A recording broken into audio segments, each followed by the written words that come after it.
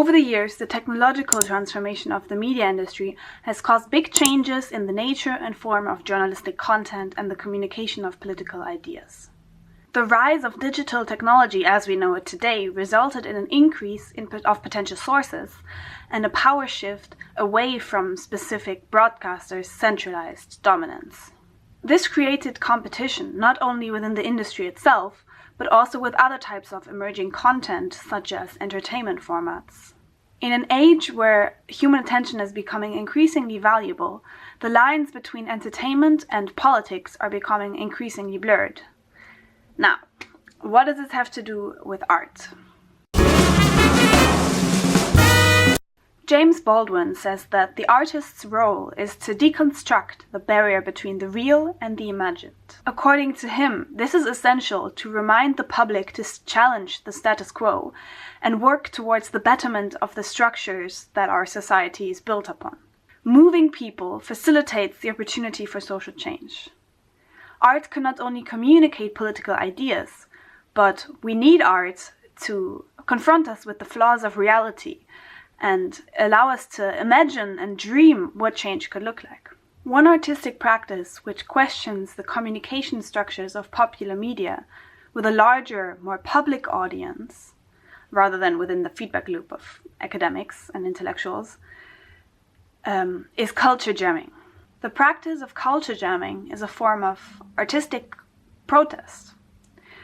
The term was originally derived from radio jamming, which is the act of interfering with public radio channels, and was coined by experimental music group Nikeplatz out of San Francisco in 1984.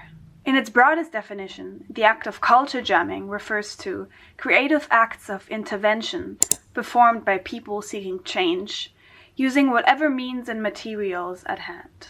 These acts occupy and reclaim public space, physical or virtual, by questioning its established structures and common uses, and taking form in different tactics such as media pranks, commercial parodies, billboard appropriation, street performances, and many more.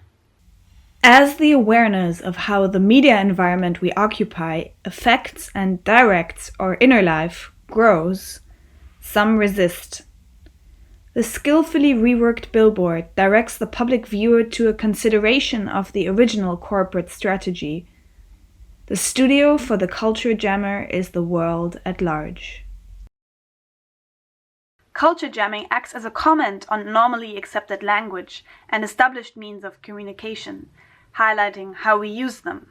Typically, it plays with the public's assumptions of how they know a space to function and what kind of messaging they're accustomed to within an environment, often using absurdity, humor, and irony. As a result, it disrupts the constant flow of commercial messaging often associated with mass media, instead inciting public participation, critical thinking, or advocacy for a cause. One example of culture jamming is from 2003, where an artist duo set up a fake Nike advertisement campaign claiming that a huge monument in the shape of the Nike logo will be built on the famous Karlsplatz in Vienna, which they claimed would soon be renamed to Nikeplatz. The campaign reached nationwide news, provoked Vienna's citizens, city officials, and the Nike group to start legal action, and sparked a conversation around the nature of brand advertising in public spaces. Another example of culture jamming is the Barbie Liberation Organization. In 1993, they protested sexist messaging from Mattel's talking Barbie dolls, which said things like, "Math is hard," or "I love shopping." The BLO switched the voices of Barbie dolls with those of G.I. Joe dolls, action figures which represented branches of the US military, and returned the dolls with their switched voices to stores. Hi, I'm Teen Talk Barbie, the spokesdoll for the BLO. That stands for the Barbie Liberation Organization.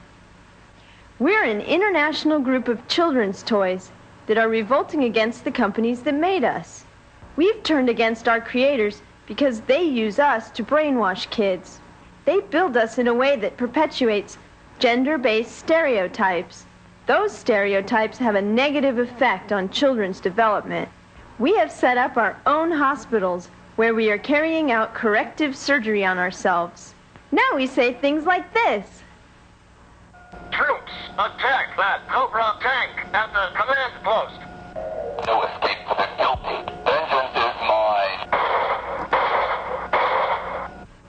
I donated my voice to a G.I. Joe, 'cause they want to be free too.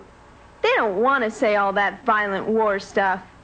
Now he says what I used to say. Want to go shopping? I love school, don't you? It's such a dream. Will we ever have enough clothes? After we finish our corrective surgery, we climb back into our cartons and are shipped to stores everywhere. Watch carefully now as the doll leaves his hand and is placed back on the shelf. A time bomb waiting for the unsuspecting customer. Now watch as two other BLO members brazenly replace at least a half a dozen more Barbie dolls at another nearby store. News 8, San Diego's #1 source for news. 7-year-old Zach Zevlin thought this doll was a factory mistake, but it was soon discovered this G.I. Joe was in fact ambushed by the Barbie Liberation Organization. He's in disguise. In press releases, the group claims to have gotten 300 altered Barbies and G.I. Joes onto store shelves in 43 states. This little-known faction of underground toy terrorists is waging a video war, claiming responsibility for the sex change operation. This forced kids' parents to think about the kind of messaging their kids are exposed to on a daily basis and reevaluate the implications of such dolls for the development of their children. What all acts of culture jamming have in common is that they are a response.